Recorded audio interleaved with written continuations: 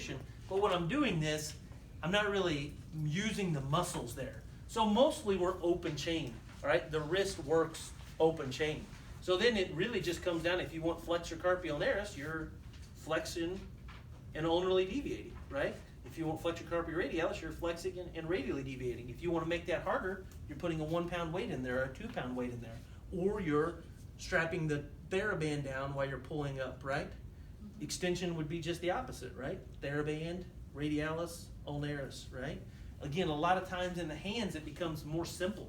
Like again, if we're doing like a extensor digitorum there where we're doing this guy, or we're doing just knuckles, it can literally be just manually do it. We talked about these aren't big. We're likely not going to put weights on there. If I want a little resistance, it literally can be just the opposite finger kind of pushing down, right?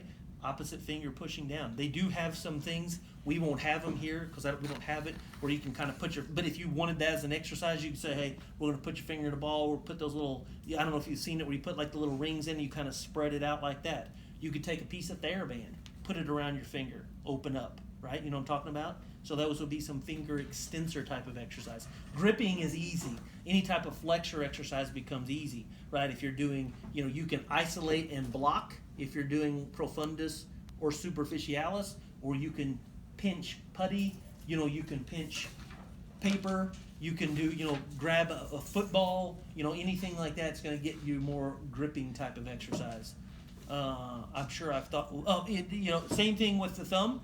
Best way to go about it is probably to get yourself a little piece of band.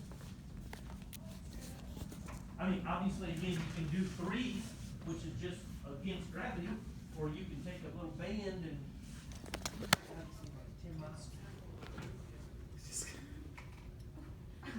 if I'm here, I can just hold it like that, and that's my extensor pollicis longus. Keep my finger bent and come up like that. That's my extensor pollicis brevis, where I could do flexor pollicis longus, like if I want to get that finger out of there, flexor pollicis brevis, right? If I want to use a little bit of band. Again, it would be very light. Extensors are very weak. Flexors are a little bit stronger. So if you're looking to work fingers, band is good. I'll try to remember, but I don't know that I will, to bring in putty. You can always use putty. Like, right, squeeze putty, make a pinch, makes putty. Putty's always a good example. That's really good for the dorsal and palmar iniosii. Put the putty between, squeeze the putty, loop the putty around, spread the putty apart. Or again, just manually resist, apart, together, hold paper together. So that's, again, it's not in hand. Again, our hands, now grip is different.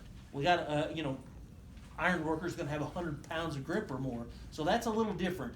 But for extension, we're not throwing big weights on those. Like I said, it basically has to be strong enough to open your hand. That's what we're looking for. Maybe just a little resistance. Like I said, it's unbelievable how weak you are when you try to extend this lightest band and you're like, I can't do that. They're just really to open your hand. So not a heavy weight. Wrist could be a little bit, but again, those are the easy ones. Just in the 4 directions, get more weight, get more resistance. Don't worry. And again, obviously then it's concentric, eccentric, basically. Now, there are people who say that you really shouldn't even do concentric, that you should lift it up and let it lower. Lift it up and let it lower. That's if you're truly going after eccentric strength and not wanting to interfere with concentric. And we do have that a little bit in wrist tendonitis.